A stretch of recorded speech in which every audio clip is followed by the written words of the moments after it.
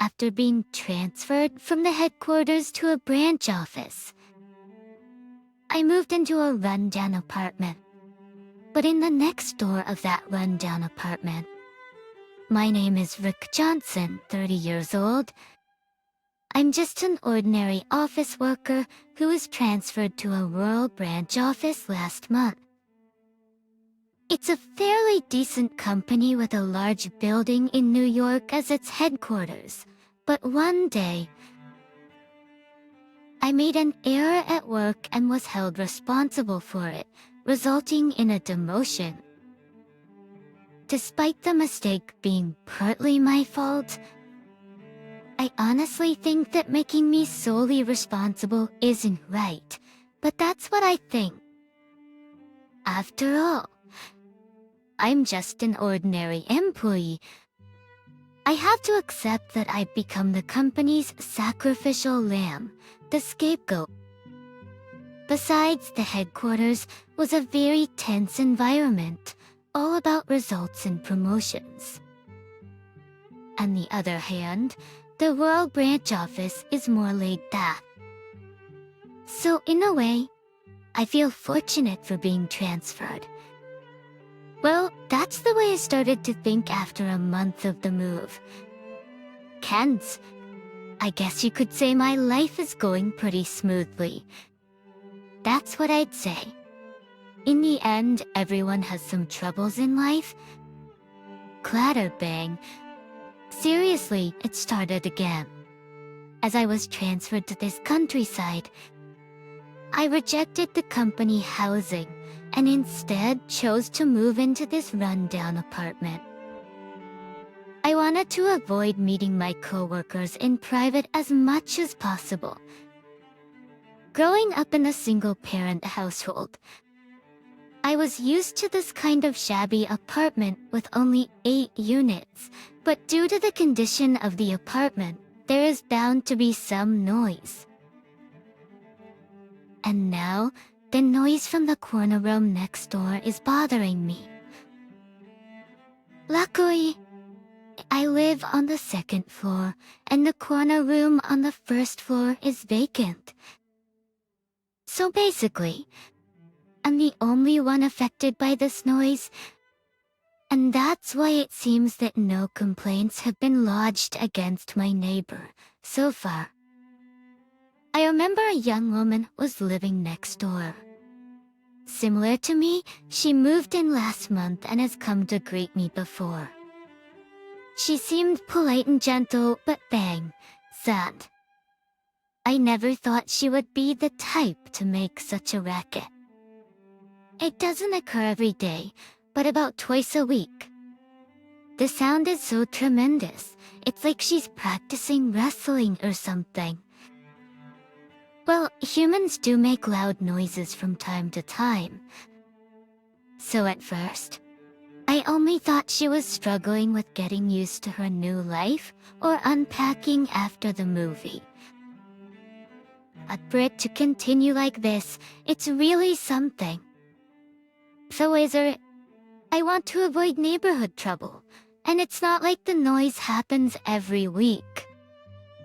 What's the best way to address this without causing tension? As I was wondering about that, something unexpected happened. For the first time, I heard my neighbor scream. The scream surprised me, and I braced myself, thinking it might be a serious fight. It was such a loud voice, and in midnight too. What on earth happened? I'm sick and tired of this every time. What did I do? Get out. Ew. I stay away. Somebody help. What? Do I need to call the police? Even if I do, it will take time for the police to arrive after reporting it. What if something happens in the meantime? It felt as if my neighbor was calling for help, so I immediately went outside and knocked on her door. It's Rick Johnson from next door. What happened? Is everything okay? Isn't I called out? but all I could hear from inside was the sound of frantic rustling. This is seriously bad, isn't it? I panicked, quickly grabbing the doorknob, and to my surprise, the front door was unlocked. Without a second thought, I opened the door and went inside. But then, oh no! The sight that met my eyes was shocking. The woman lightly clothed, wildly waving a bath towel, and there's a mysterious black creature flying around the room. Could that be a bat? It's not uncommon for bats to invade homes in the countryside. There are even professionals who specialize in removing them. At first, the woman seemed surprised to see me, but she was more focused on dealing with the bat. Please help me with the bat. Bats are protected by law, so you can't hurt or capture them. On top of that, they are pretty fast too, so it's hard to keep up with them. Maybe the bat was surprised by my presence, but it started to fly around more erratically, and I quickly grabbed an umbrella from the entrance to block its path. Then I managed to successfully push it out through an open window.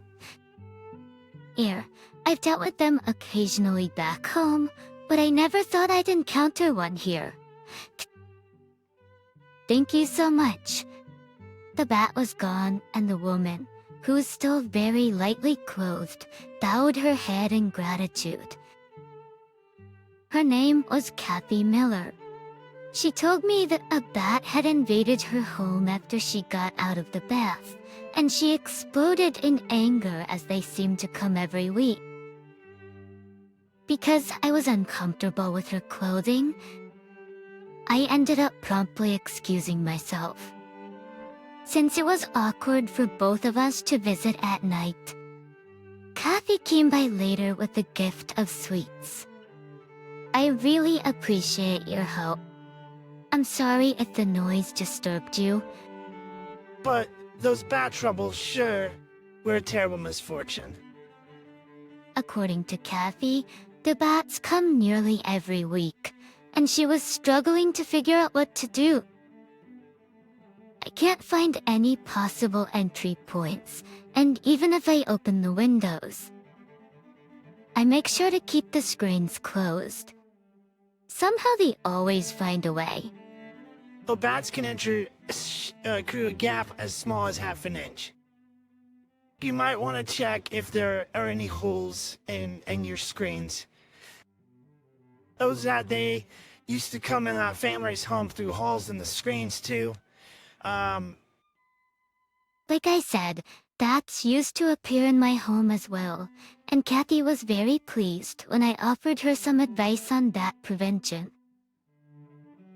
She is an attractive woman, and as you know for seeing her in that kind of clothing, she has a great figure too. Her beautiful long hair reaching down to her waist really suits her. So it does feel nice to make a woman happy, and it makes me want to be a little meddlesome. From then, there was no more noise made from Kathy's room, and we started greeting each other occasionally when we passed. But still, why would a young woman be living in such a shabby apartment? She seems a little careless, but she should be young, perhaps a student. Does she want to save up as a new graduate? That's really an individual's issue, so I shouldn't say too much, but I can't help but worry. As I was secretly concerned about her, life had various connections. Amazingly this year, Kathy was assigned to my company as a new hire. New hires train at the headquarters for 1 month and then are moved to the headquarters or branch offices depending on their abilities. So the new hires arrive a bit late every year, but I never thought Kathy would be the one to come. She's young, and I thought she might be a student, but apparently, she's a new graduate. It's sad for a new graduate to be assigned to a place like this, but the personal decisions are out of her control, so I guess it couldn't be helped. I never thought you would be in the same department. I was surprised too. Nice to meet you, Senior. Please drop the senior. I've only been assigned for a month yet. The tree sections, though I'm her senior in the working field, as branch employees, we're still in the same year. It's the fact of being neighbors. This is a kind of strange relationship. But if she's an employee, why live in such a rundown apartment? I wondered, but it's not right to ask about personal matters. As long as her private life doesn't interfere with her work, it's fine. As to that, Kathy and I often worked together. Rather, we mostly acted as a pair.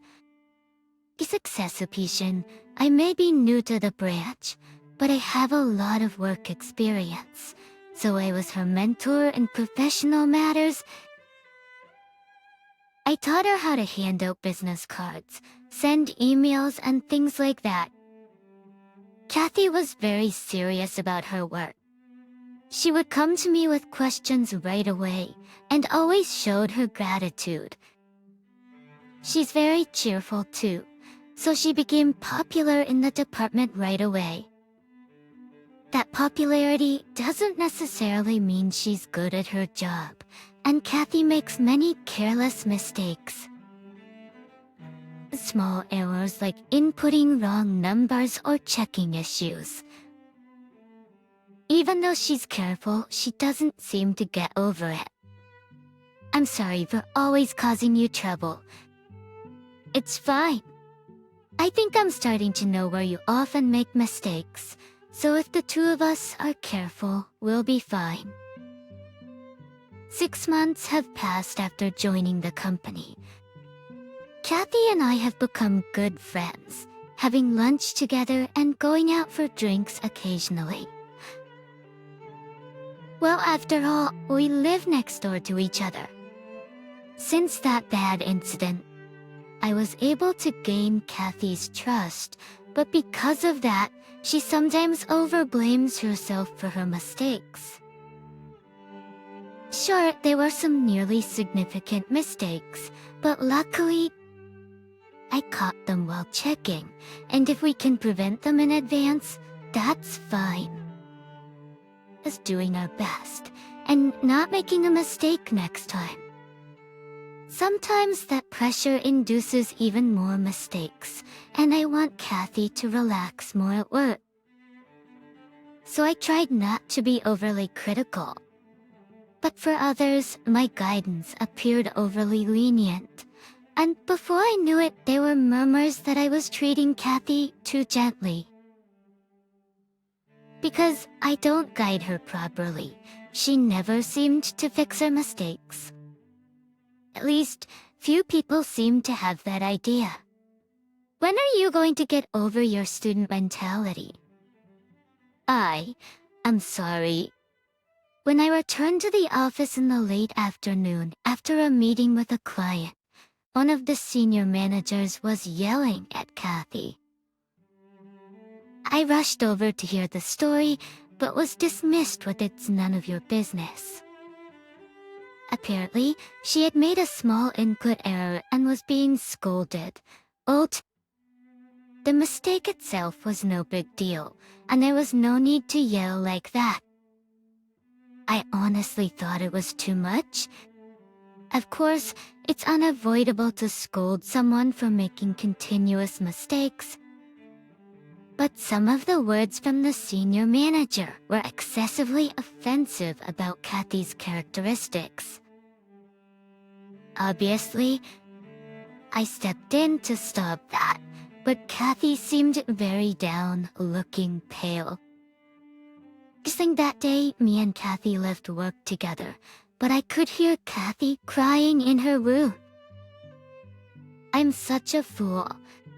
I didn't have the courage to scold her and made excuses for it. I didn't want her to hate me or feel distant from me. Be cuddling her like that ended up causing her much more pain. I should have been the one to say it. You need to be more careful. Watch out for mistakes. Be believing that I could just cover up her mistakes. That's incredibly arrogant and also rude to her. I realized then that I had been stifling her opportunities to grow. I spent the night in a greater shock and regret than when I was transferred to the branch office. Then a week had passed. Even after a week, Kathy's face was still pale.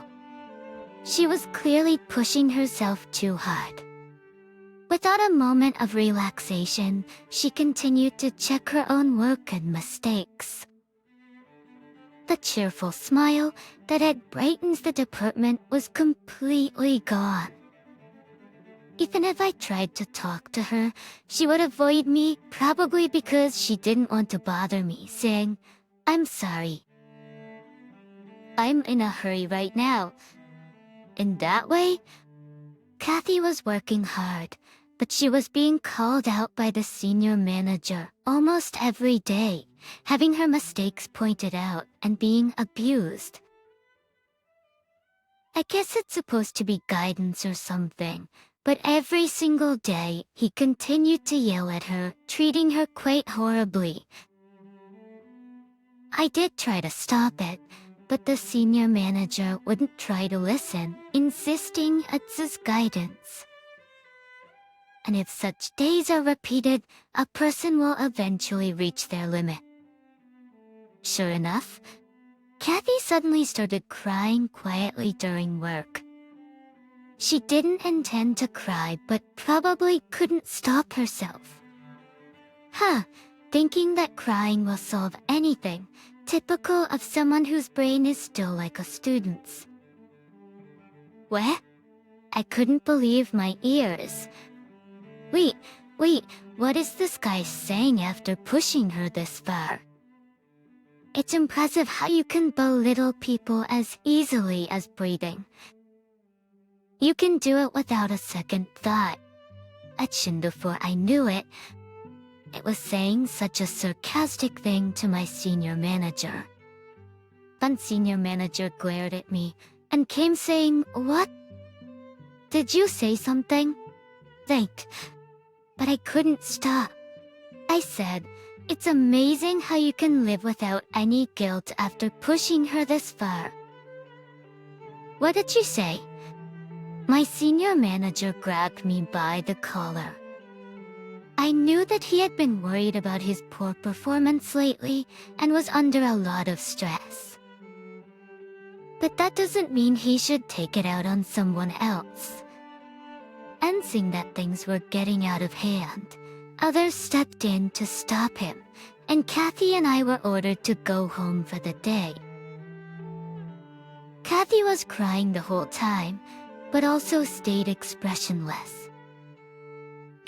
In that moment, I finally realized that something was seriously wrong and urged her to take a leave of absence. I'll drive my time and watch you to rest for now. I'm sorry that I couldn't help you until it got to this point.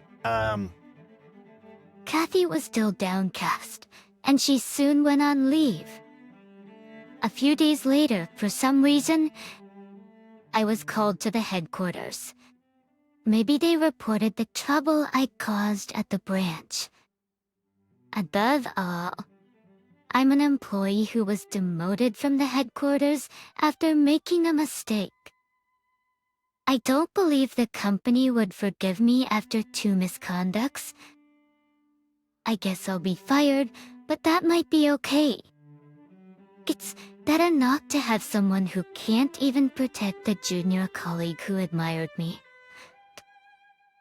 With that thought in mind, I knocked on the president's office door with trembling hands. "Come in." opened the door to the president's office, nervous at the sound of the president's voice, which I hadn't heard in a long time. I'm there. As Kathy, or sign. I saw the president sitting in his chair and Kathy sitting hopelessly on the sofa. Despite I was in the president's office, I was completely shocked by her unexpected appearance and raised my voice. I mean, she was supposed to be on leave. Why is she here? As I stood there stunned, Kathy looked at me and said, "I'm sorry I didn't tell you, but I'm the president's daughter." As we live me, so, president's daughter. And wait, more importantly, are you feeling okay? I was more concerned about her being in this place than the bombshell she had dropped. She looked very exhausted, and it would be better if she took some rest. So, without thinking, I blurted out those words, and Kathy smiled faintly at me and turned her eyes to the president, her father. "I told you, the brain oust. Rick doesn't care about titles or anything like that." That seems to be the case. Riggs, thank you for protecting my daughter. She told me everything. You stood up for Kathy, didn't you? I didn't protect her. I couldn't help her when she was suffering. I dropped my head to what the president said as her father. But it was Kathy who denied what I've said. The doctor said it was okay because you got me to the hospital early.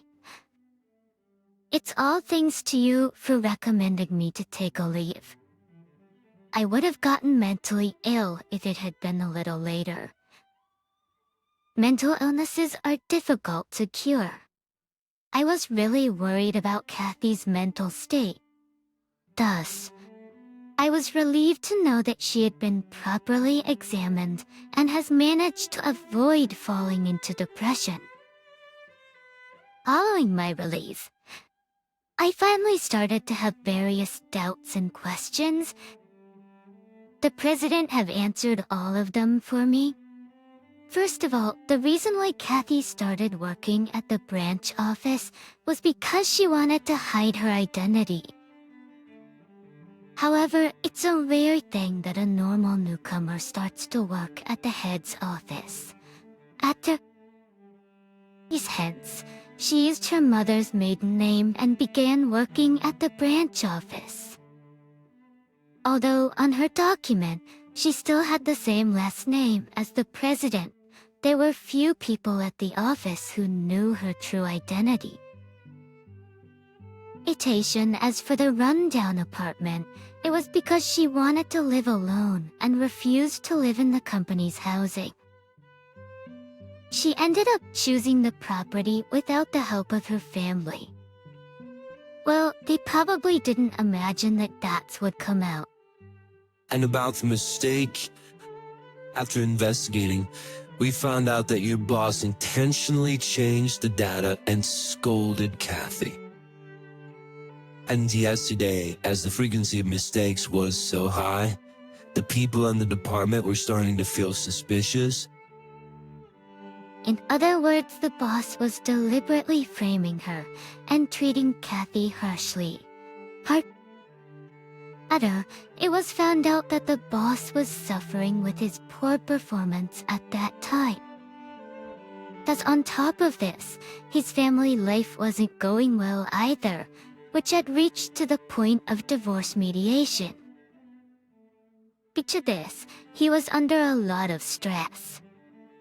In the midst of that, Kathy was assigned to the department and quickly became popular. It seemed like he was feeling jealous of her. While he was struggling with his life, Kathy was young and pampered by others. He was unable to tolerate the situation. As for the punishment, the boss will take care of it. But as a father, I have a favor to ask you. I want you to help Kathy's return to society. The president said as he bowed his head. As something that should never have happened. And the emotional damage Kathy has suffered won't heal easily. Unfortunately, many employees at the headquarters know she's the president's daughter. But you cared about Kathy even after you knew her true identity and didn't even mind. You are the only person I can trust. I know it's shameful, but please. As a father, he wanted to help his daughter to reintegrate into society. I can imagine his feelings. I glanced at Kathy. Would I be good enough? No, there's no need to think about it. I've been regretting it all along, haven't I? That I couldn't protect Kathy. I don't want to feel that way again. No way. If I'm good enough, please let me help you. In this way, I was transferred back to the headquarters with Kathy and acted as her supporter so she could return to work without fear. At the headquarters, we worked together, and when Kathy made a mistake, I pointed it out. I also acted as a supporter so that Kathy wouldn't work too hard. As a result, while receiving counseling, Kathy gradually increased her attendance, and a year later, she was able to return to her normal life. It was her hard work that allowed her to recover in a year. At first, I was very worried about how she still cried at night and always seemed down, but I'm really glad she came better. Why did I know she was crying at night? Well, that's the thing. Kathy and I started living together. You see, we both moved from the countryside, and Kathy would get anxious at night, so... Oh no, at first it was like a half-living together situation, you know. When we first moved, we obviously had separate apartments. But Kathy would often call me at night, and I was also worried, so I ended up staying over a lot. As I spent more nights at Kathy's place, I gradually left my stuff there, and before I knew it, we were in a half-living together situation. But that was kind of half-hearted, so I made up my mind. I was so determined that I begged my boss, saying, "Please let me protect Kathy," and got permission to live together. And then when Kathy was fully recovered, I proposed to her. We submitted our marriage paperwork last month and officially became husband and wife. That morning, Rick.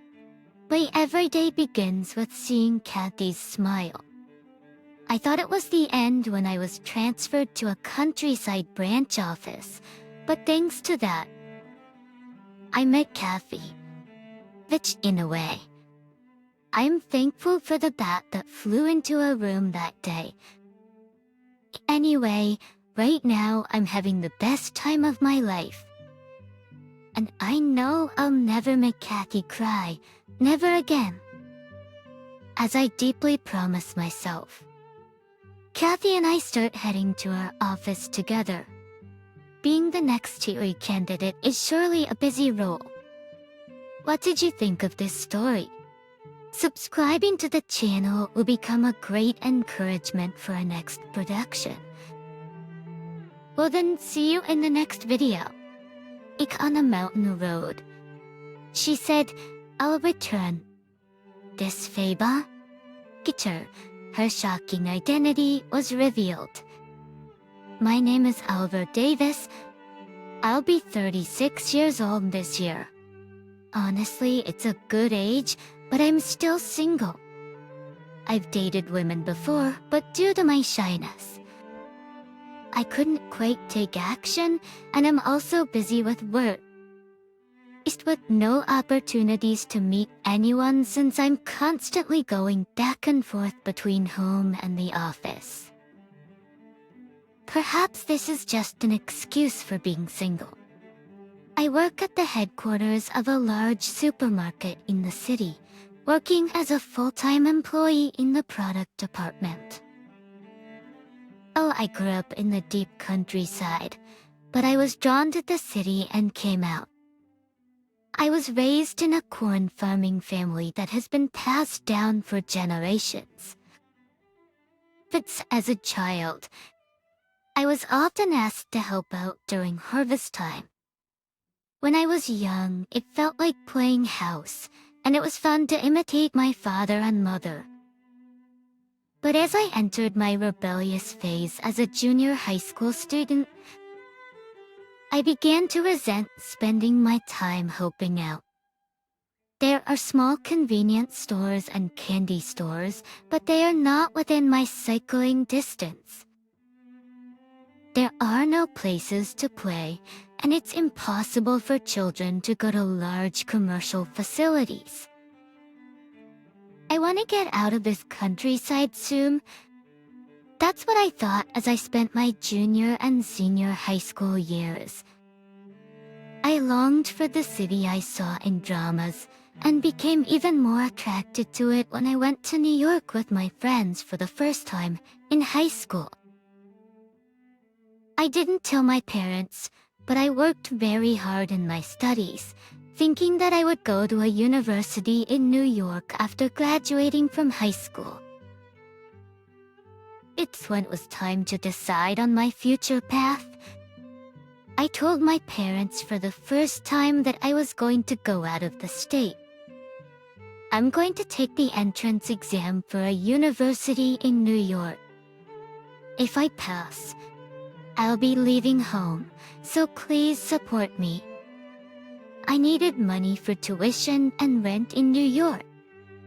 I planned to work part-time there, but I would have to rely on my parents for the initial expenses, so I asked them politely.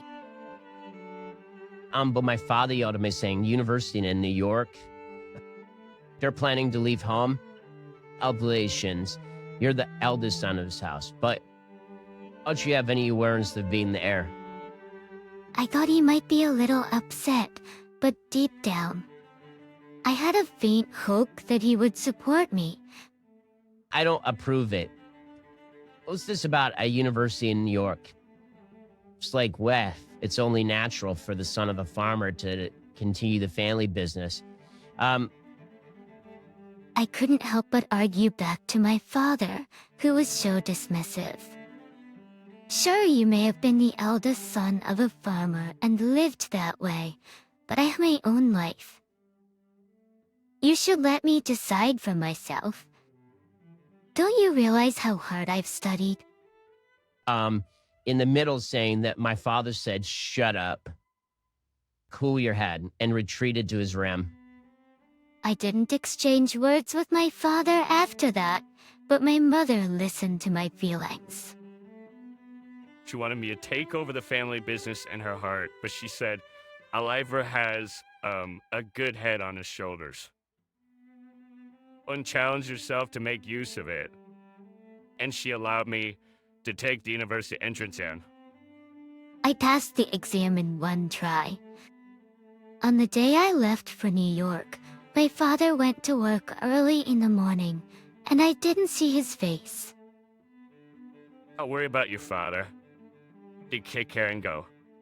My kind mother said that and saw me off.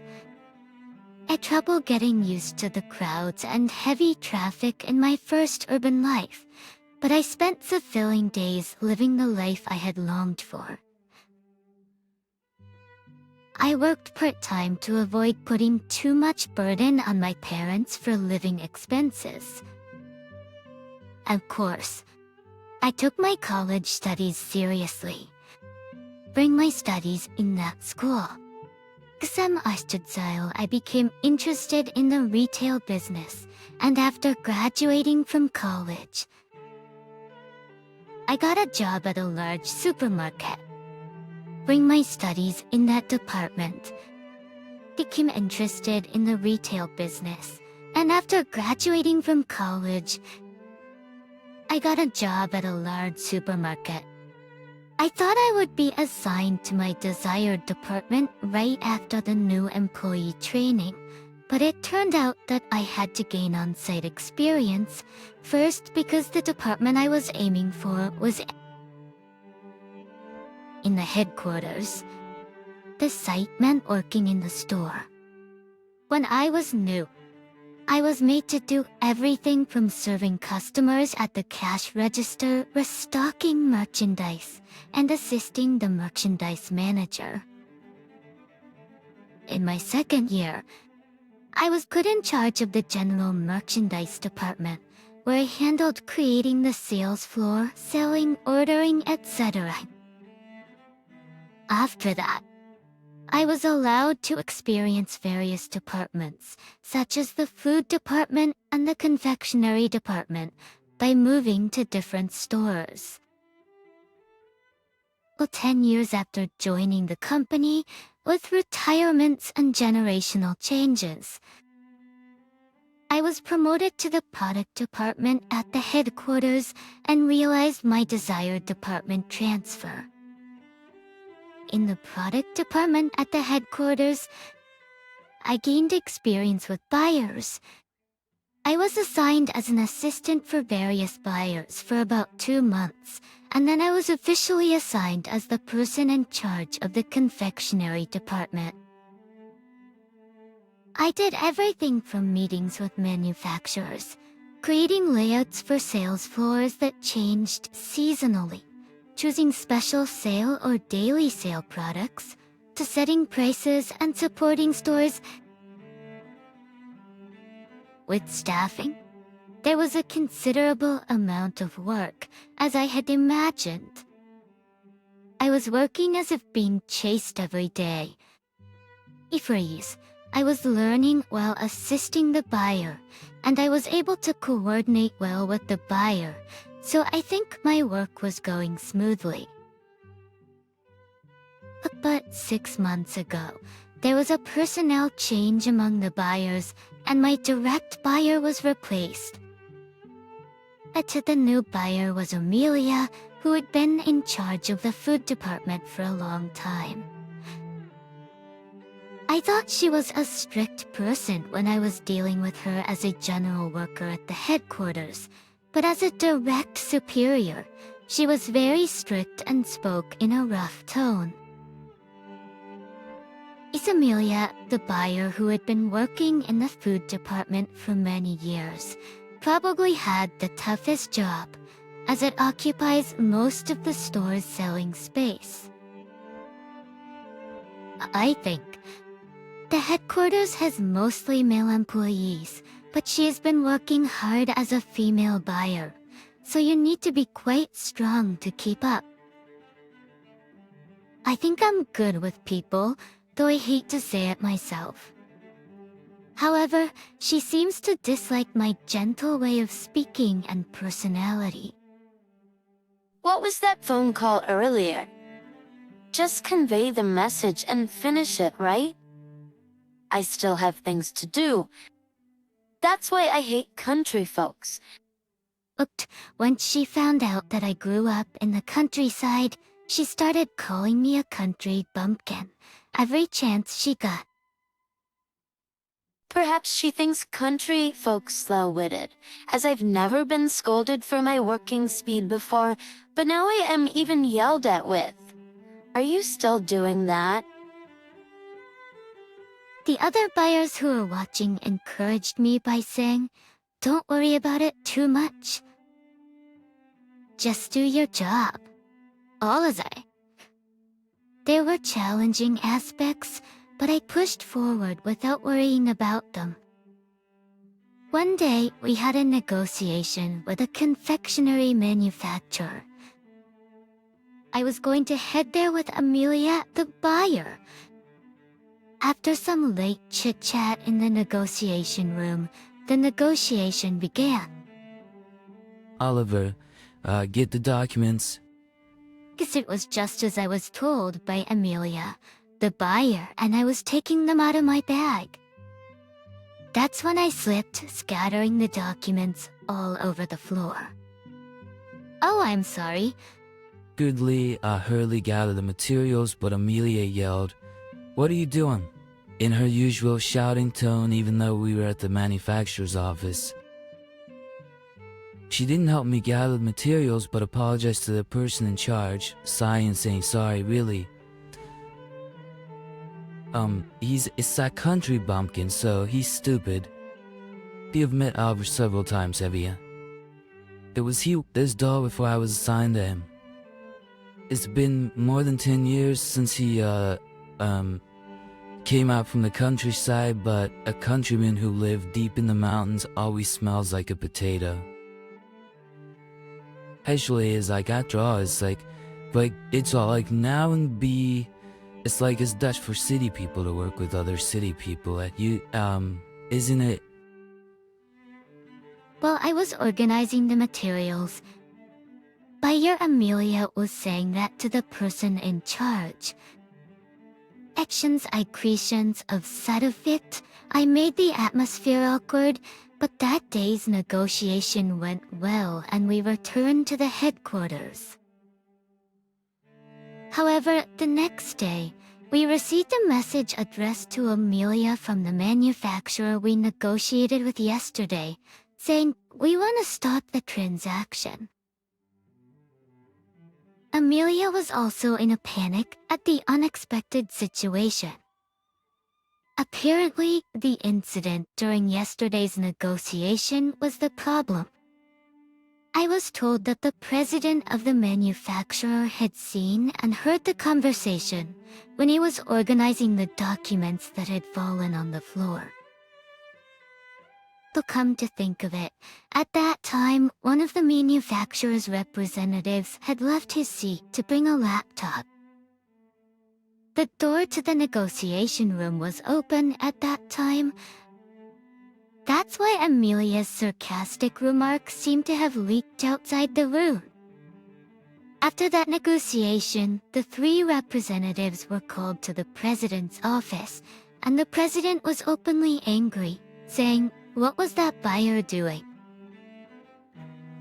It's outrageous to make fun of a person just because he is from the countryside." The reason was that the president's family home was a farm, and he often said, it's the candy because of the material maker. Also, the president is from the countryside, so it was reasonable for him to be angry. After that, a president apologized, but the manufacturer's president was not listening, saying, "If you want to work with city people in the city, go ahead. He will stop dealing with you." Somehow we managed to convey our apologies to the fullest extent, and we avoided a complete stop of all transactions. But the transaction was reduced to 1/3 of what it had been before. Since we had been taken care of by that manufacturer for a long time, and they had occupied most of the sales floor. It had occupied most of the sales floor. Since we had been taken care of by that manufacturer for a long time, and they had occupied most of the sales floor, it was a significant blow to our company. Amelia, who was held responsible, was running around, bowing her head to other confectionery companies, negotiating to increase the number of transactions, and was chased to fill the gap in the store. I ended up taking on other tasks in place of Amelia, but whether I was sickened by the daily bowing, buyer Amelia lashed out at me saying, "I had a terrible experience because of you." Be prepared when things are settled. However, our president and other employees blame Amelia, not me. Delia, who felt humiliated, began to increase my workload in Retaliation, and the contents of her sarcasm became quite terrible when no one else was around.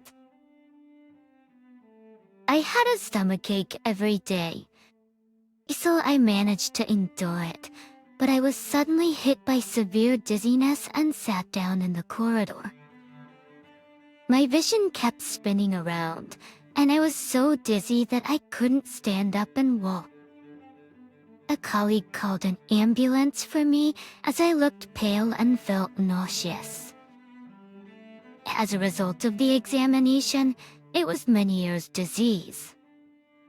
I was hospitalized for 1 day while receiving an IV drip. I was able to get some medication and go home, but the doctor told me that stress was the cause, so I needed to rest properly. Seeing my downcast face, the doctor seemed to sense something. Wrote me a note and kindly urged me. You can take time off with this. So, I decided to take a month off work.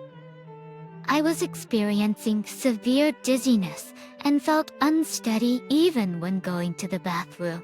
Oh. I realized that living alone would be tough, so I called my mother for the first time in several months. Vexen. I was told that my younger brother, Tom, would come to pick me up. I decided to rest at my parents' home. On the way home, in the car, I said, "I'm sorry for making you come get me." This was the first thing that came to my mouth, something I felt I had to say. In response, Tom said, "Oh, well, if you can sleep, just sleep. I'll wake you up when we get home." Seemed like he was letting me know that I didn't have to force a conversation. When we arrived at my parents' home in Nebraska, my mother was waiting at the entrance, looking worried. "Welcome home. I've laid on the bed for you. Just rest." She gently stroked my staggering back and accompanied me to the room with Tom. While preparing to lie down in the room, my father came in looking a bit restless. "Take your time. Don't worry about just a month. Just make sure to get well before you go back." And despite his blunt words, I could tell from his expression that he was very concerned. Cheers. Sorry and thank you. My parents nodded, and my mother said, "We'll take care of your brother." I'll go prepare dinner, and they both headed to the living room. Tom helped me change clothes and packed my bags. And helped me change clothes and unpacked my bags, working silently while the room filled with a quiet tension. Tom had come to pick me up with just one phone call, but like my father, I hadn't been in touch with him since I moved to New York. My mother called me every few months or so, and we would talk and hear about what was going on. But I had left home against my father's wishes after arguing with him about taking over the family business.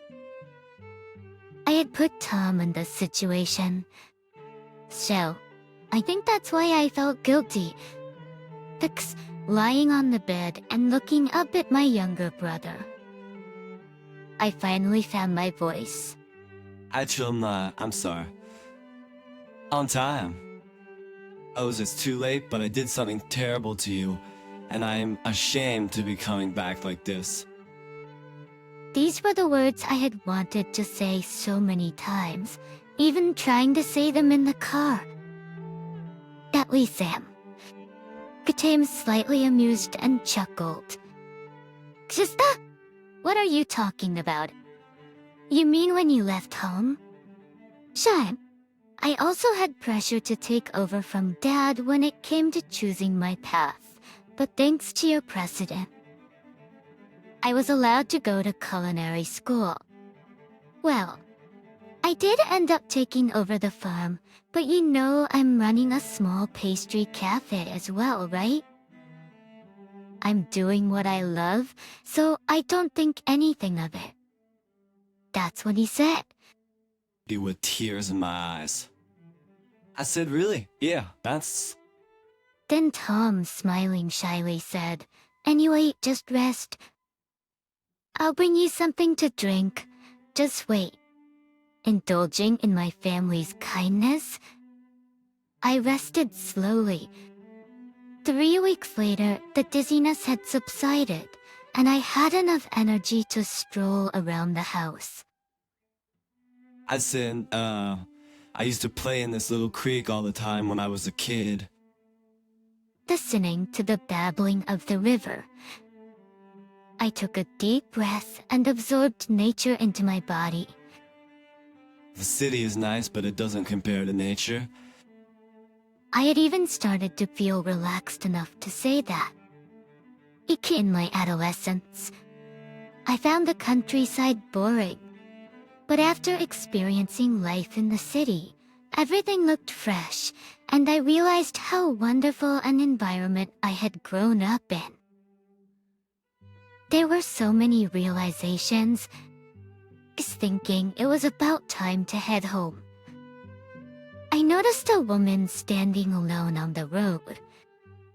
That's unusual. Hiking alone. I was still at a distance from her, but watching her. I noticed she was slightly dragging her foot. So, are you okay? Did you hurt your foot? I caught up with the woman and called out to her. "Oh, actually, the sole of my shoe came loose," she said with a distressed expression. It seems she had been walking with her shoe, flapping for quite a while, planning to catch a bus to her destination. But with only one bus every 2 hours, she had no choice but to continue walking like that. In doing so, she ended up with a blister. Then the woman showed me a pamphlet and said I was trying to get to this place called the Forest Cafe, but my feet were already hurting.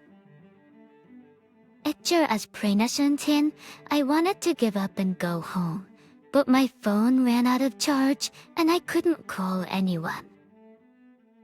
The place she was aiming for was Tom's Cafe. This is my family's place. As we go together. Invitation, though it was just a blister, she was injured, so I carried her on my back to my family's home. Both my mom and brother were surprised at what had happened, but seemed relieved to hear she was a guest. We took care of her injury and gave her some tea and cookies. "Delicious. And thank you for cleaning my wound. And I apologize for the piggyback ride earlier." She was either smiling because of the delicious taste or blushing with embarrassment from the piggyback ride. Her cheeks flushed as she giggled.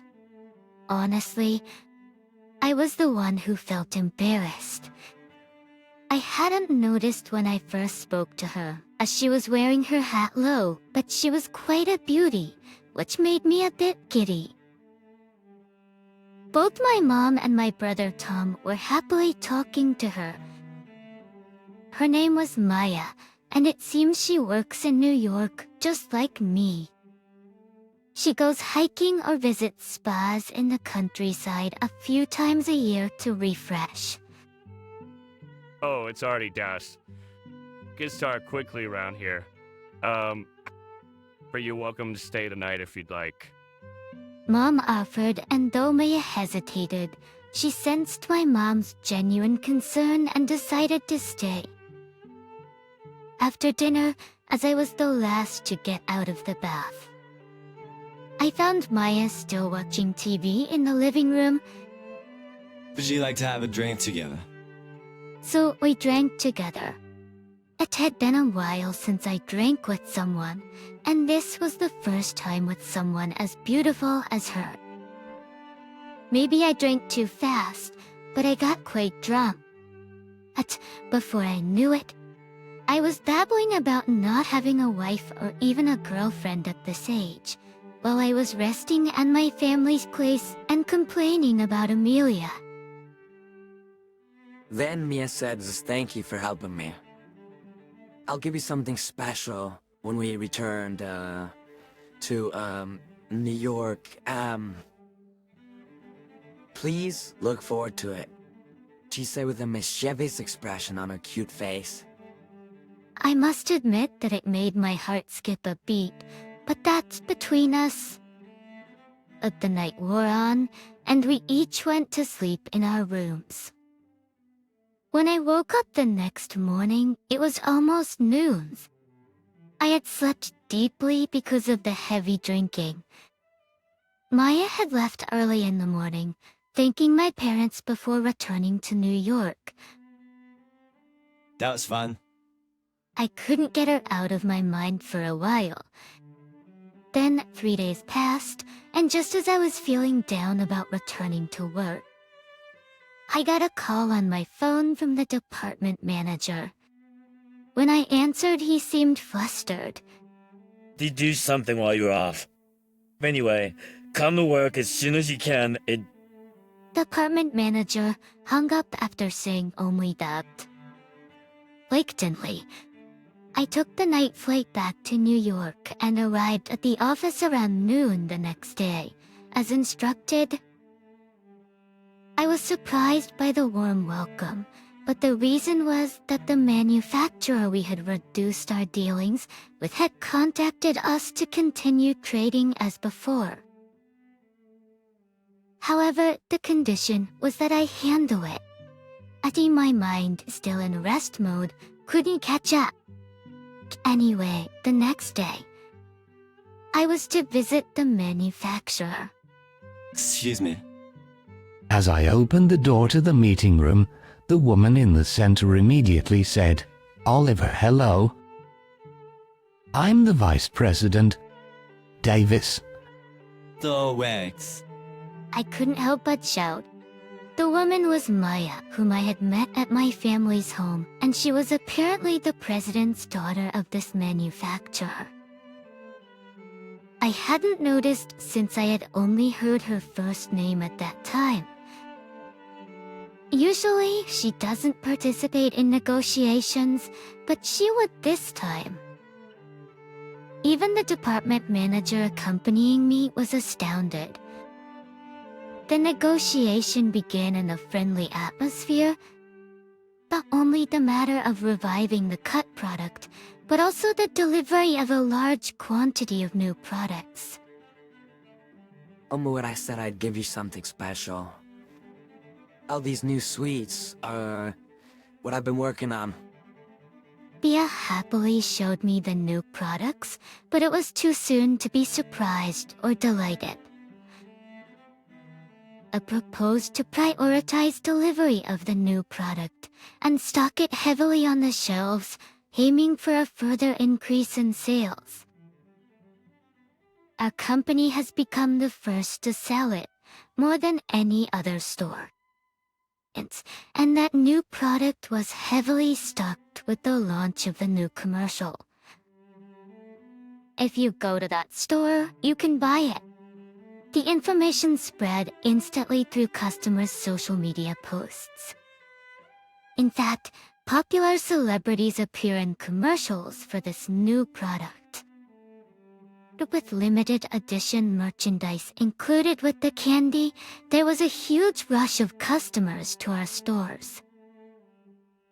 As a result, confectionery department sales were at an all-time high.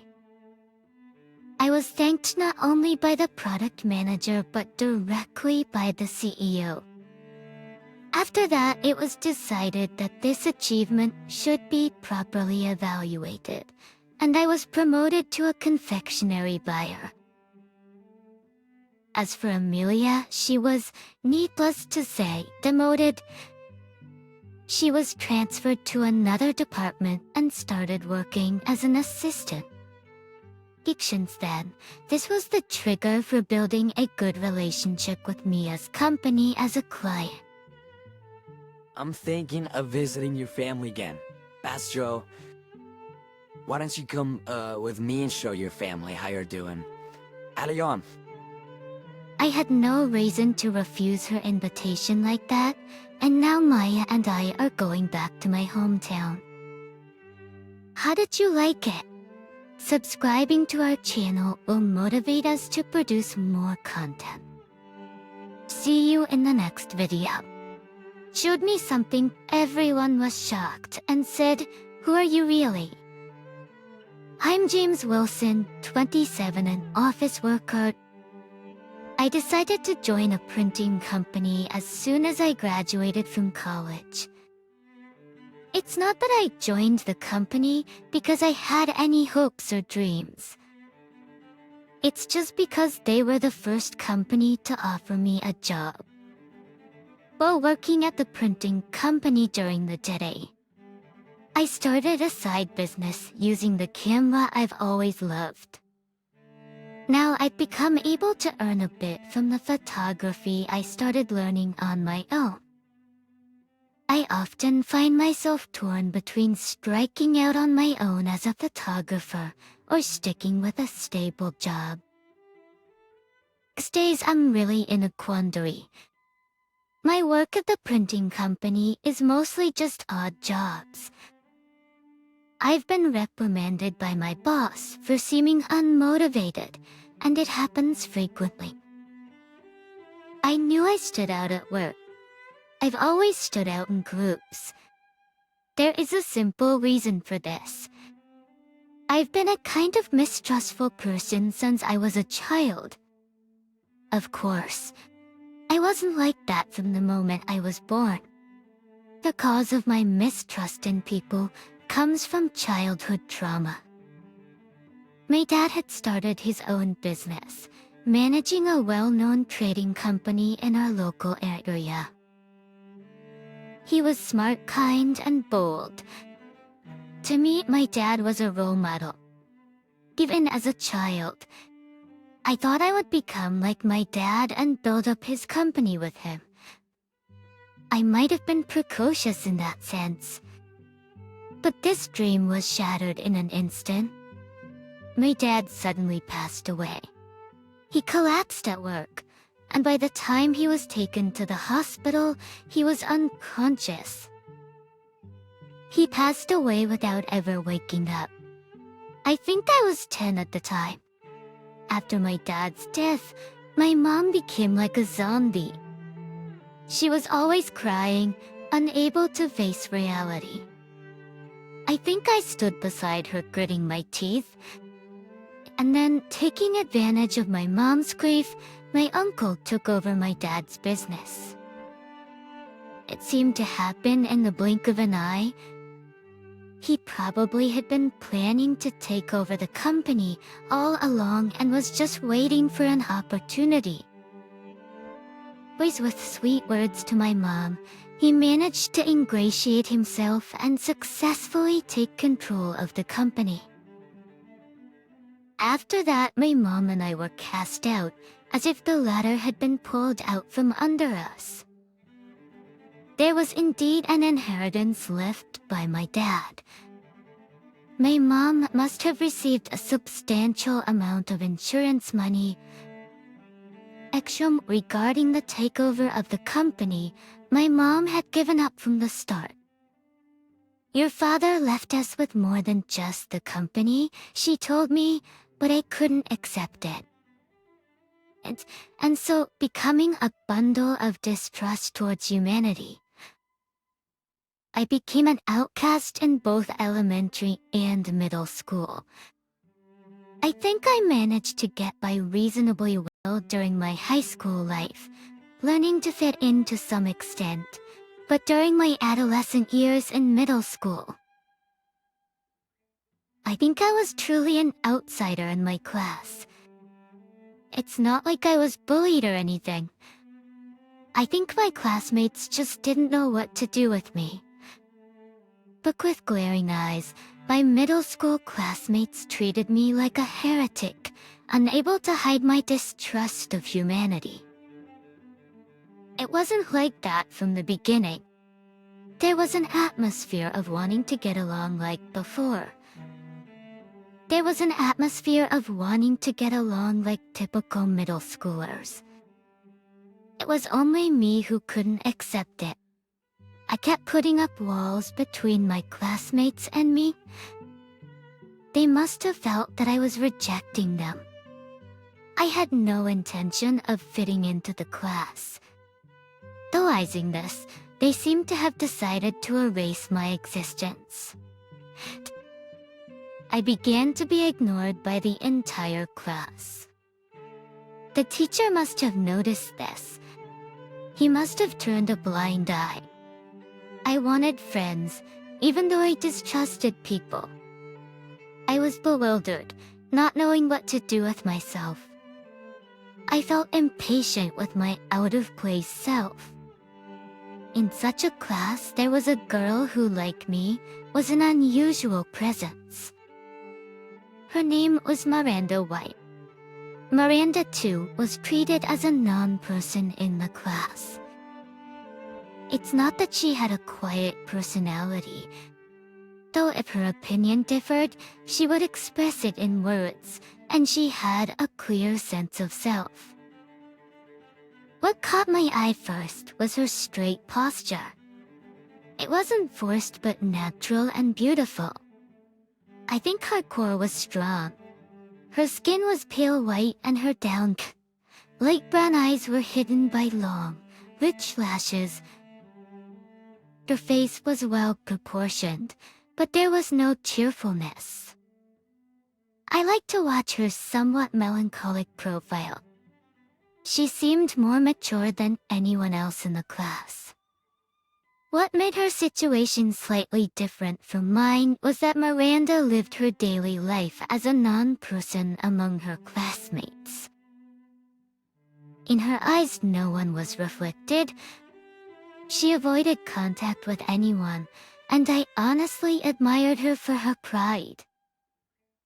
I think I was projecting the image of what I wanted to become onto her. I never asked her why she maintained such an attitude. We exchanged words maybe a few times, if at all. But I still can't forget Miranda. We went to different high schools, so the image of Miranda in my mind remains that of a middle school student. I still remember her well. Eventually, my work as a photographer began to gain recognition. Readily. Then a big job came my way. It was an offer from the photographer I was apprenticing under. At least the job was to accompany someone on a spiritual journey, capturing the experience of this ancient practice in photographs. At first, when he heard the term spiritual journey, I had no idea what it meant. I vaguely thought of something like a mystical figure. Of course, I accepted the offer readily.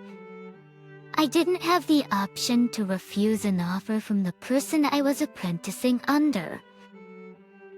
I immediately looked up spiritual journey in the library. It was a mix of mountain worship from ancient Japan and other elements, like Buddhism. It seems there are also elements of Taoism. Retreating to the mountains, undergoing harsh training, and achieving enlightenment. It's a unique Japanese religion and faith.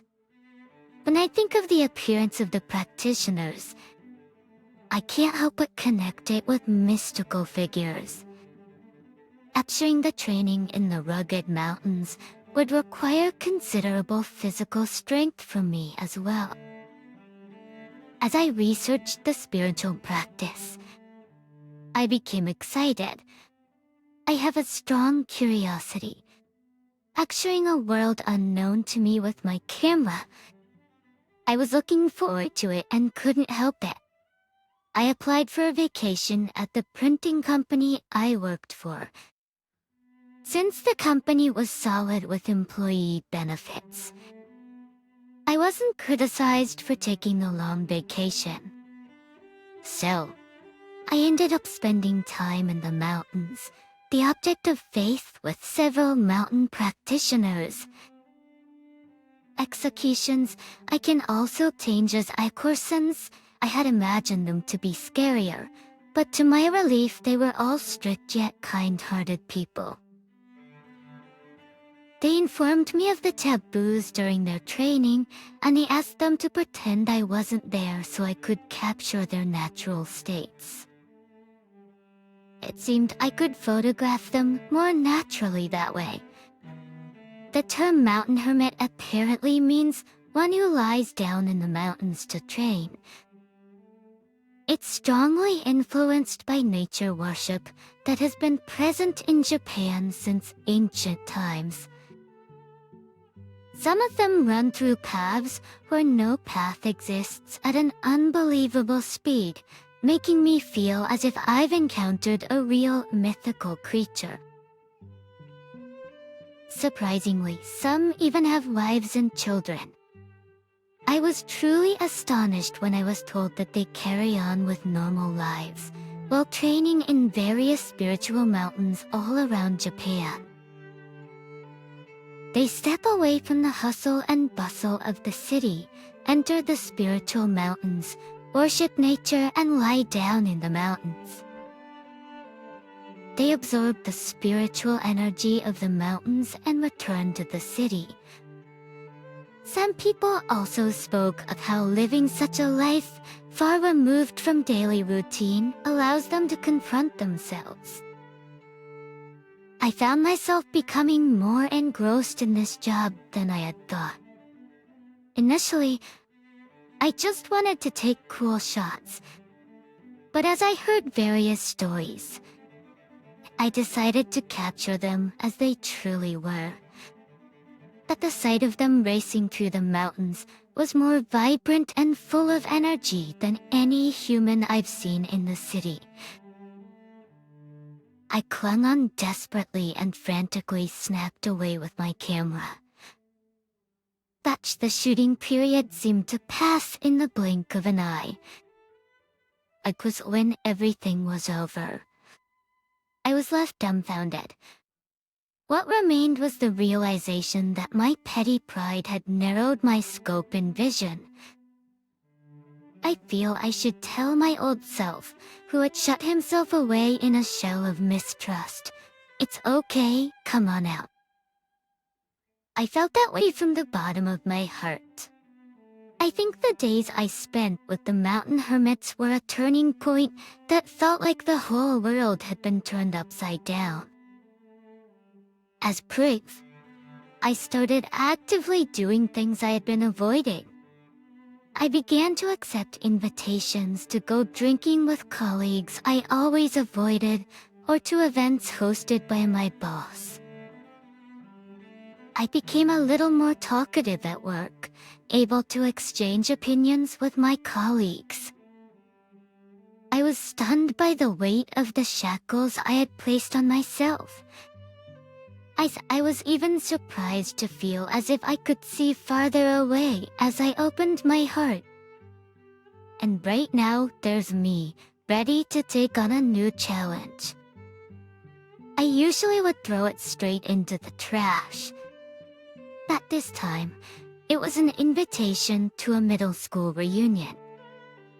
There have been 2 reunions so far, and I have missed both of them. I didn't even respond. Back in middle school, I must have been an eyesore to my classmates. I don't think anyone would want to see me. But this time, I gathered the courage and marked my attendance. By attending the reunion I've always avoided, I hope to see a whole new world, and this expectation fills my heart. And there's just a tiny bit of hope. I want to see Miranda White once again, the girl I used to admire back then. This small expectation and hope kept me excited until the day of the reunion. On the reunion day, when I told my name at the reception, the girl handling the registrations looked at me twice in surprise. She obviously didn't expect me to attend. I think she was one of those girls who followed the queen bee of our class, Samantha Smith. In our middle school class, there was a clear hierarchy. At the top was Samantha Smith. She had a slightly mature face and was pretty, but her personality was too strong for me. What was amazing about Samantha was that she was aware of her beauty and used it as a weapon. She controlled the entire class with it, remembering how she manipulated her classmates and took satisfaction in. It makes me sick. Samantha will probably be at the venue too. I've had a bad experience with her as well. She probably was in a bad mood that time. Our shoulders touched a little when we passed each other at the classroom entrance. Of course, it wasn't on purpose. She made a big fuss about it. The girls in the class all sided with Samantha. It was as if they were competing to see who could support her first. They were afraid that if they were too slow, they might become Samantha's next target. Everyone was afraid of Samantha. In the end, I was kicked out of the classroom by the girls and had to spend the day in the nurse's office. Epping now, thinking back on it, it's an unpleasant memory. I really don't feel like eagerly meeting that person. But if I run away now, taking a deep breath, I entered the venue. Retribution's, the reunion venue was set up as a standing cocktail party, and nearly everyone had gathered. At a glance, I could see a few faces I vaguely remembered. I unconsciously looked for the figure of Miranda White. She probably wouldn't show her face in a place like this. As I expected, Miranda was nowhere to be seen in the venue. Sam, I can't believe it. You really showed up, huh?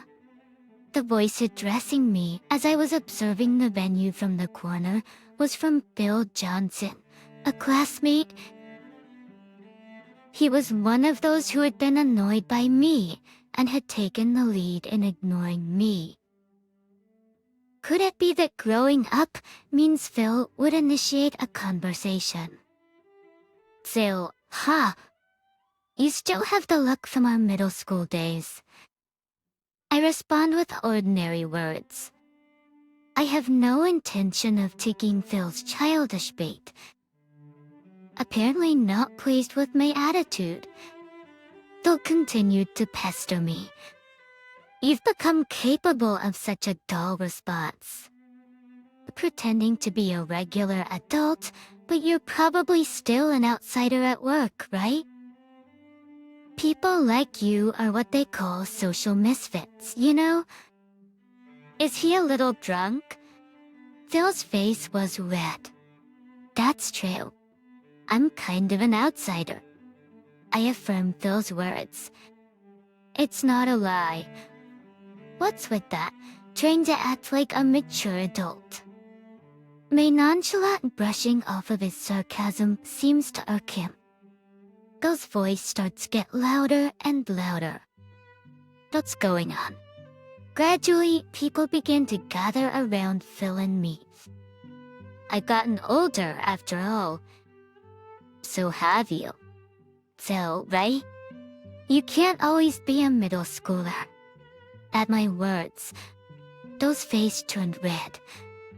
He probably finally realized how embarrassing he was being. You know, James, you've really changed since becoming an adult. You were always good-looking. Are you popular now? The crowd parted suddenly, and through the gap appeared Samantha Smith. It was exactly the same as in middle school. The only difference was the favorable attitude toward me. It hasn't changed then or now. I've never been popular, not once in my life. And I answer with a bitter smile, and Samantha's eyes light up. They were eyes trying to discern if I was sincere. I've always hated that look in Samantha's eyes.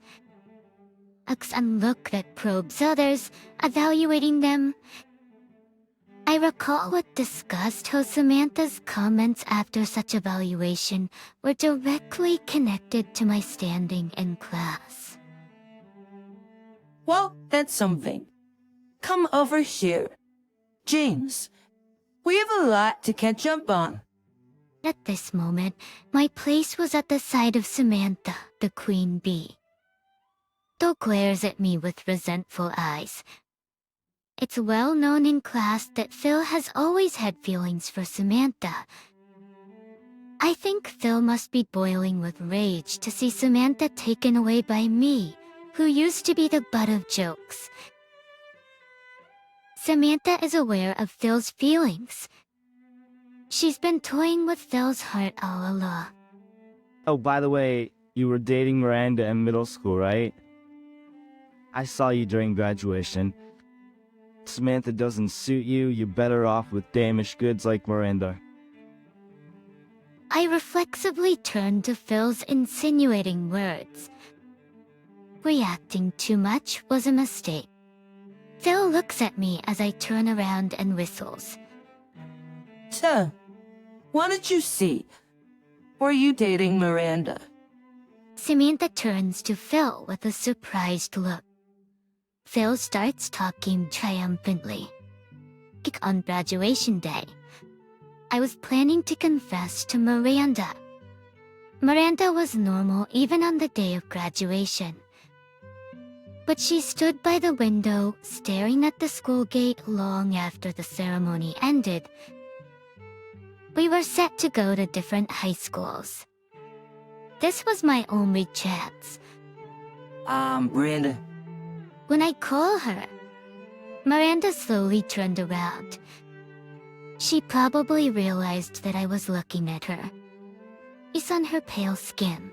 From her left eye down to her collarbone, there was a scar like a keloid trailing straight down.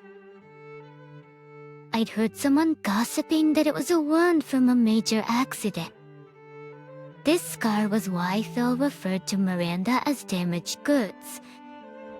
Any after we graduate. I stutter, struggling to get the words out. Her straightforward gaze makes it difficult to say what I had planned since the night before. I just want to get her contact information. I begin to panic. Miranda then smiles gently. Don't be nervous around me, you weirdo. A voice filled with dignity and a hint of laughter. The words that Miranda spoke to me. I think it was the first time. We will go to different high schools, right? It's the last day today, huh? I don't know what to say to Miranda, who mutters with deep emotion. Suddenly her body fluttered as if carried by the wind. But with a light agility, she jumped beside me, standing in my arms. She reached up with both hands to press my shoulders and stretched herself upward. Her warm breath grazed my cheek. The next moment, something soft touched my cheek. In an instant, the sensation moved away, and her hands that had been on my shoulders were gone. Gotcha! The moment I realized it was Miranda's lips, my face started to burn with embarrassment. Away. As someone. I inadvertently sat down on the spot, my knees giving way. Touching me, Miranda chuckled. Her face was also slightly flushed.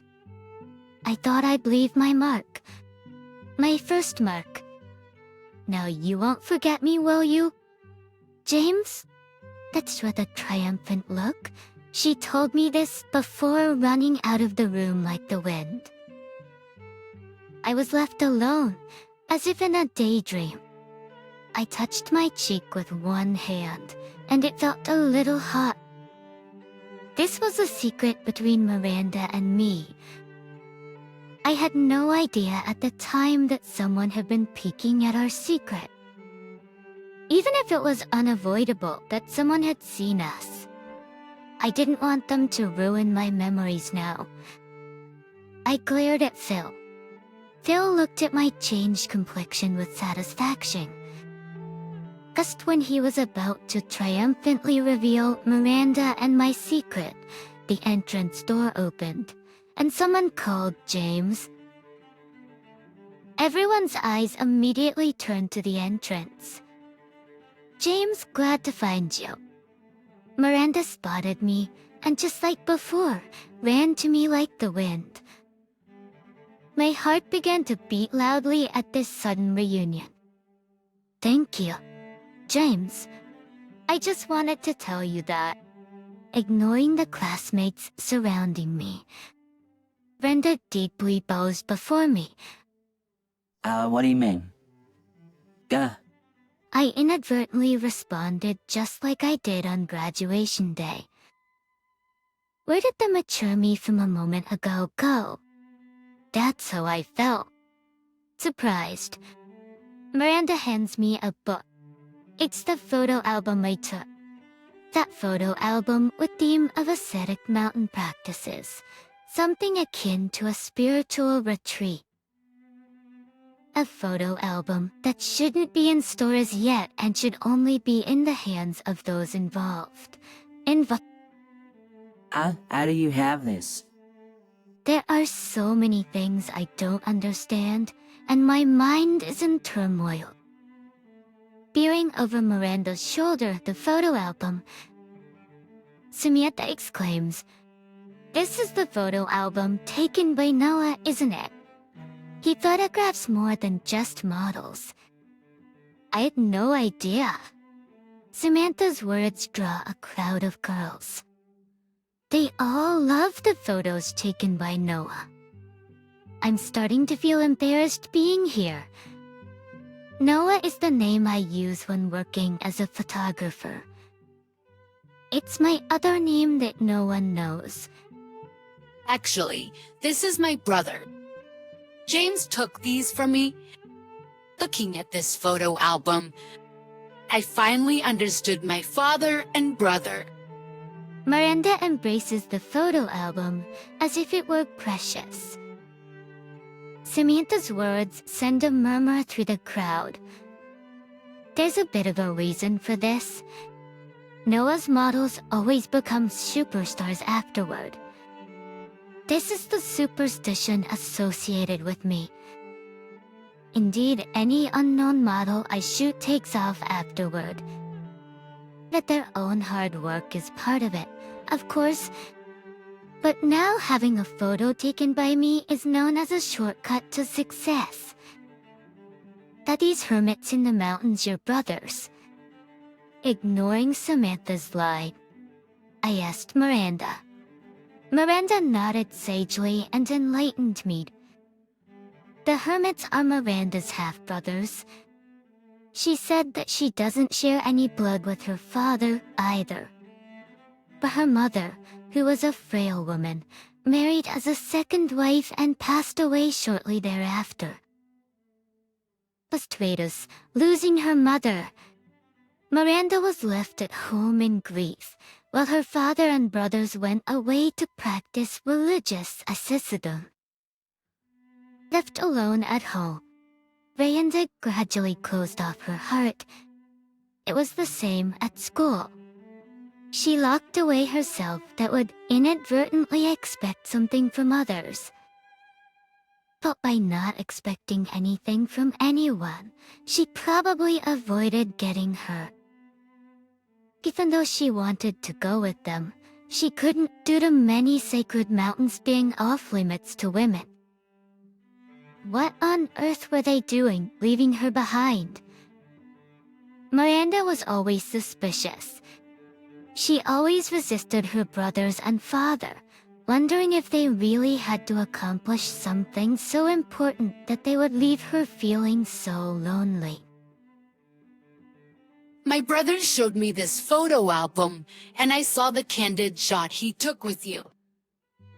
I knew it was you, James, right away. Miranda looked at the earnest images I had taken of her brothers and finally understood them. Thank you for showing me the truth. She looked straight into my eyes as she said it. Even with makeup on, the scars on her face were not hidden. Next, as I was about to speak to her, Samantha slid her body between Miranda and me. James, take a picture of me. You know we're modeling, right? Samantha said that with a flattering smile. Her queen-like attitude had vanished. I know she is working as a model. Her reputation among the makeup artists was terrible. I don't shoot anything ugly. Sorry. What instantly came out of my mouth was my true feelings, and Samantha's face turned bright red.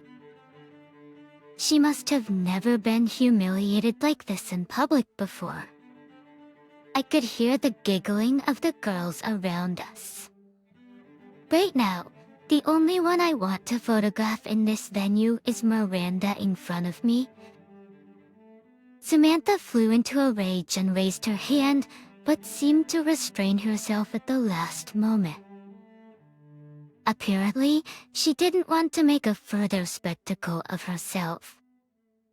She turned on her heel and left the venue. I watched as Phil chased after her. I don't want to be photographed, but show me what you'll shoot first. Miranda said that to me with a smile. After all, my mark is still on your cheek, isn't it? James? When Miranda said that, I inadvertently touched my cheek. It was getting a little hot, just like on graduation day. Later on, I would find myself in a terrible predicament. I was surrounded by the strong hermits and sitting solemnly in the center, on my knees. Surrounded by Miranda's brothers and father, I was being questioned. Can you make our sister, our daughter, happy? The intensity was even more serious and during their training times. I spoke from the depths of my heart. Don't make her happy. Please give Miranda to me. This with a determination that wouldn't break.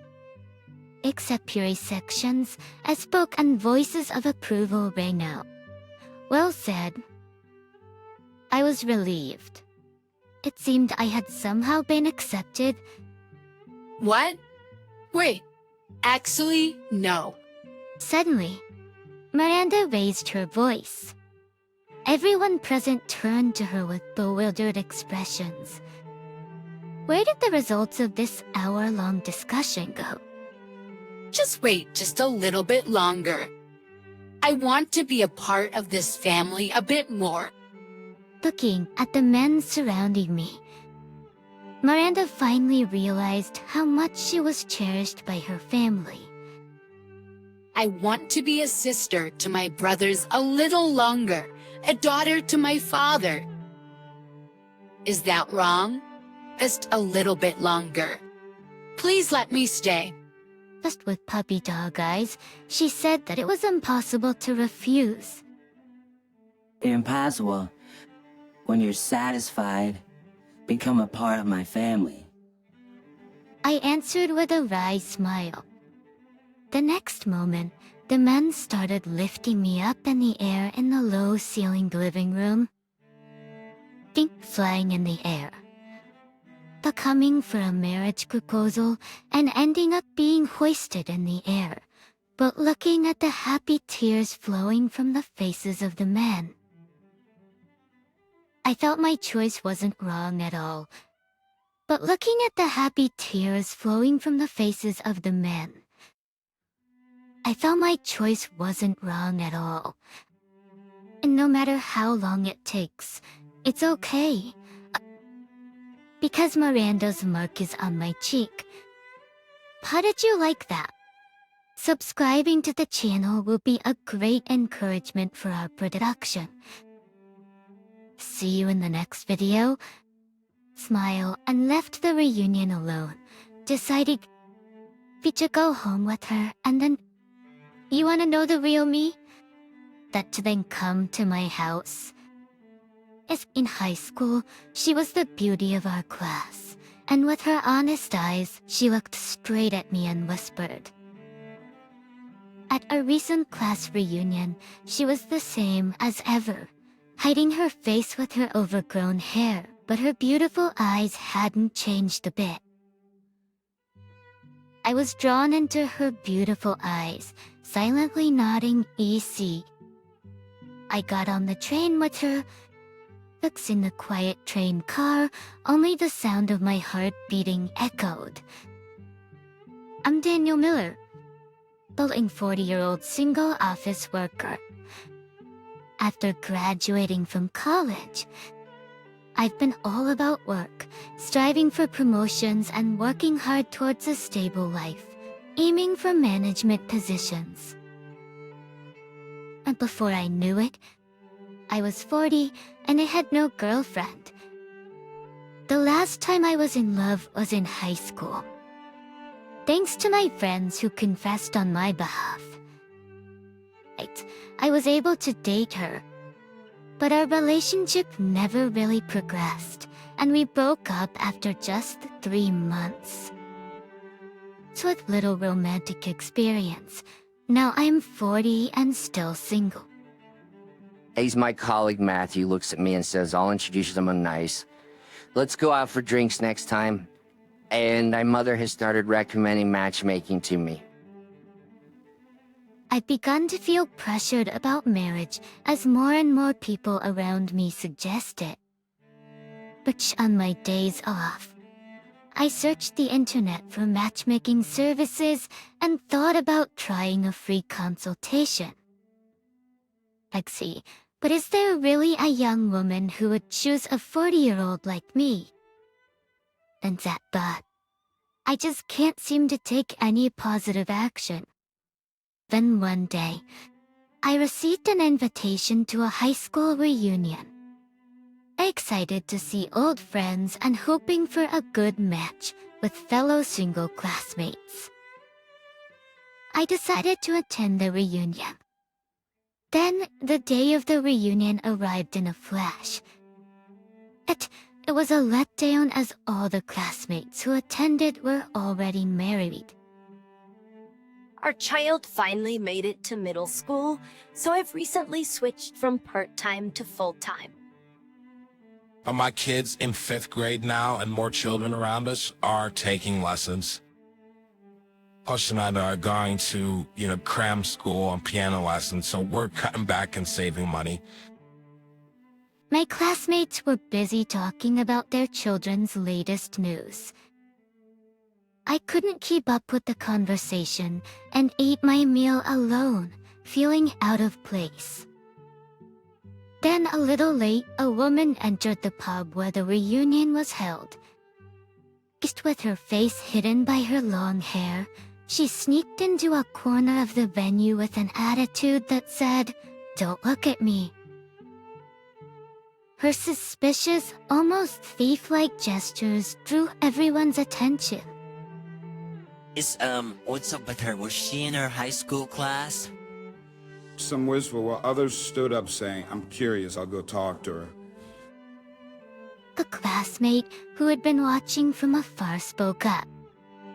Louie was the class beauty when she transferred to our school in 10th grade. She was half Spanish and a returnee, with beautiful olive skin and brown eyes. But at both studies and sports, she was approached by several boys who all ended up getting turned down. The beautiful olive skin and brown eyes were just as striking as before, peeping out from her long hair. But she seemed like a completely different person, with everything about her appearance and personality changed in a negative way. Just the once friendly and well-liked girl who spoke to everyone was nowhere to be seen. She seemed incredibly scared, unable to make eye contact with anyone. She was utterly isolated from this space where old friends were enjoying themselves. Her hair was overgrown, tangled in places, and mixed with gray, a far cry from her glamorous image back then. Some of classmates courageously asked her, "What happened? What's going on?" But she remained silent and looked down, no matter who spoke to her. Awkwardness won over, and the classmates began to avoid her as the reunion continued. The women were getting excited, talking about their husbands' and children's antics. The men were drinking and reminiscing about the old days. That it was as if she was just huddled alone in the corner of the room, unseen by anyone's eyes. Why did she come here in the first place? What happened to her after she graduated from high school? Questions about her kept popping into my mind, and all I could see were her eyes. I was terribly worried about her. That too, the reunion came to an end, and everyone started preparing for the after party. Let's go for karaoke for the after party. Oh, we're not kids anymore. The after party should be at a bar. You're still gonna drink? Enough with the booze already. We can drink at karaoke, right? Just amidst the chatter of classmates about the after party, she was quietly leaving. Being naturally drawn to follow her. I'm stopped by a classmate asking, "Which do you prefer, bar or karaoke?" I replied, "Sorry, I have a meeting tomorrow for work, so I have to go home early and pursue her.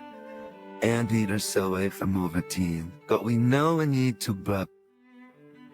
She was headed to the station with light steps, slipping through the crowd. I chased her hard but was out of breath, feeling as though everything was going dark in front of me.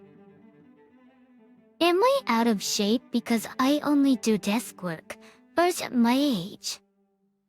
I thought about various things as I finally caught up with her, catching my breath on the platform. I nervously approached her, like, "Audley, do you remember me? We were together in our sophomore year in high school," but she remained silent. "How's your home this direction?" "I'm going that way too. I desperately talked to her, who didn't say a word. Maybe I should give up if she doesn't respond, but I just couldn't leave her alone. If I give up talking to her now, she might just vanish somewhere far away. And in some unknown city, she might quietly disappear without catching anyone's eye. It might be an exaggeration, but that's the concern I felt when looking at her back. She remained silent even as I kept talking to her. However, as if she had been defeated by my persistence, her brown eyes peeked out from her long hair. "You really want to know the real me? Then come to my house." She stared at me with her straight eyes, whispering so. I was drawn into her beautiful eyes and silently nodded yes. The train arrived at the station, cutting through the tense air. I boarded the train with her, and only the sound of my heartbeat echoed in the quiet car. I was indeed worried about her, but to be suddenly invited to her home. Sweat flowed down my forehead, and my hands trembled with tension. The train quickly arrived at her nearest station, and I followed her without a word. She led me to a one-room apartment that seemed to be quite old, possibly 40 or 50 years old. As we reached her home, my nervousness turned into hesitation. "Unsmash that. It's rude to barge in suddenly, so let's talk here," Julia said to her, and instead of entering, we stood talking in the dimly lit entrance of the apartment. "Why did you talk to me like this?" She asked with a cold voice, and I replied gently. I was curious. You seem to have difficulty talking to people, so why did you come to the reunion? Then she began to tell me in a slow and careful voice why she came to the reunion and about her past.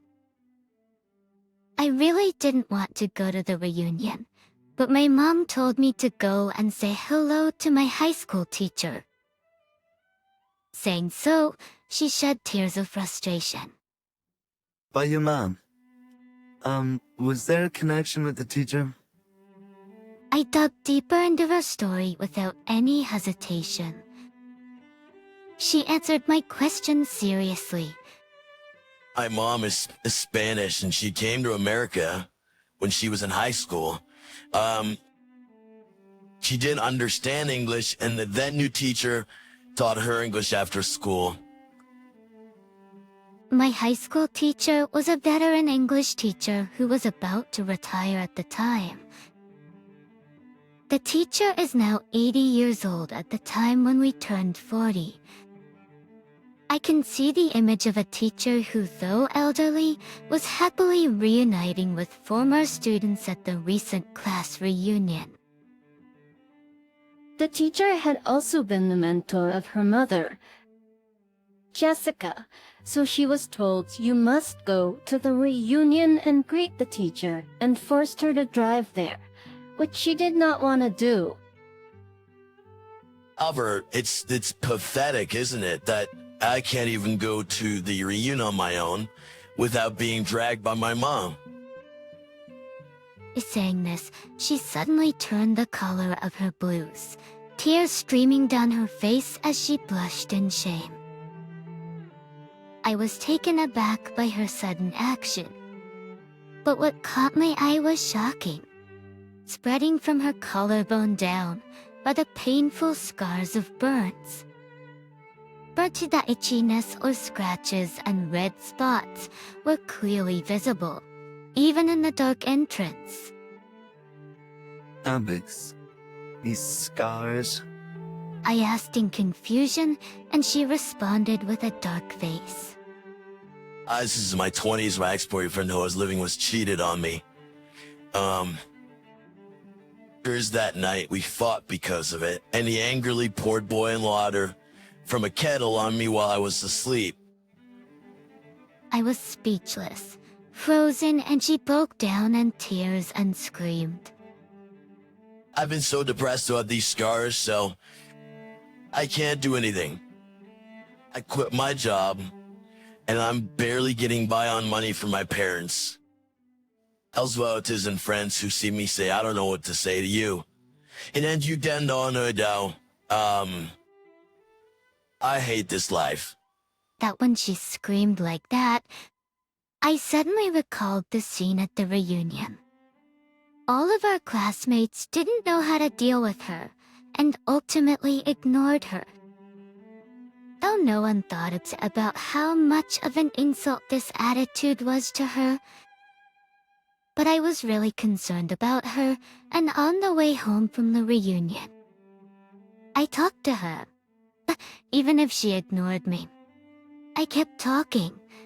Why did I do that? Because she was my first love. She was the prettiest in the class and was out of reach for me, and I couldn't confess my feelings and date her. Only the popular and outgoing guys in our circle would ever confess to her. I sealed away my feelings for her.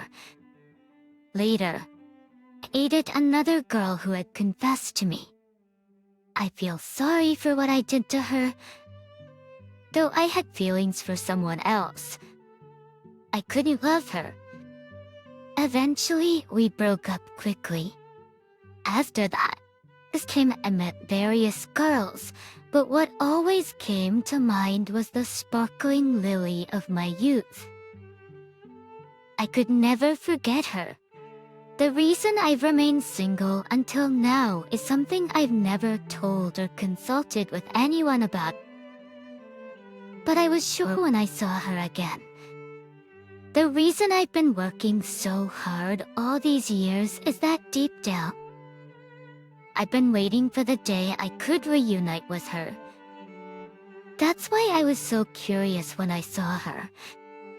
And even though she ignored me, suddenly, felt as if a great mystery had been solved, and I felt a clearing in my heart. It was a moment when I could look at my feelings that I hadn't wanted to see until now. I firmly grasped her crying shoulder and told her, even with the scars from the burns, your beauty hasn't disappeared. But she still looked worried, saying, but because of this, as my job and my life is ruined. Just because you work hard doesn't guarantee a prosperous life. Look at me, still single at this age, and my parents are already worried about me dying alone. I smiled wryly, and she smiled too. Already worrying about dying alone. No offense, but your parents seem a bit premature. Wait, they're rushing things, huh? Life's just beginning. I think. But can't get pessimistic and down now. When I said this, she smiled and said, I'm glad to talk to you. I feel a bit brighter now. Apparently talking and laughing with someone was something she hadn't done in a while. Her smile was as beautiful and enchanting as it had been in high school. I said goodbye to her that day and went home. The next day and the day after, I worried about her and started visiting her apartment. I bought pastries and sandwiches and awkwardly cooked stew and brought it to her in containers. Before I knew it, I was visiting her house often, watching her stuff her face with my cooking, exclaiming a delicious.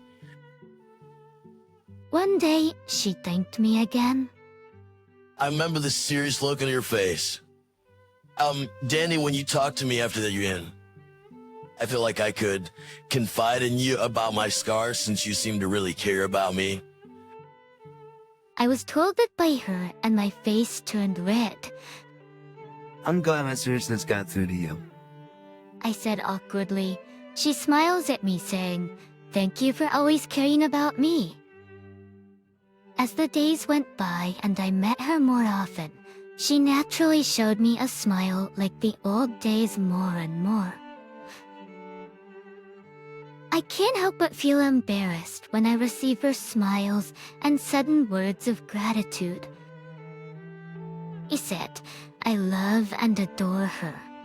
But when I gaze into her beautiful eyes, the embarrassing feelings of adolescence return and my embarrassment wins. I felt that it would still take some time before I could move forward with dating her. But it's okay for us to go at our own pace. I secretly vowed to myself not to rush our relationship. 3 years have passed since then, and we are dating. We are in the process of talking about getting married. Hey, I want the ceremony to be like this. What do you think? She says, showing me a pamphlet of a wedding in San Francisco, featuring a woman in a traditional white wedding dress. Sounds great. I smile. She also smiles, saying, so shall we decide on this? I want to continue watching her smile like that, forever by her side.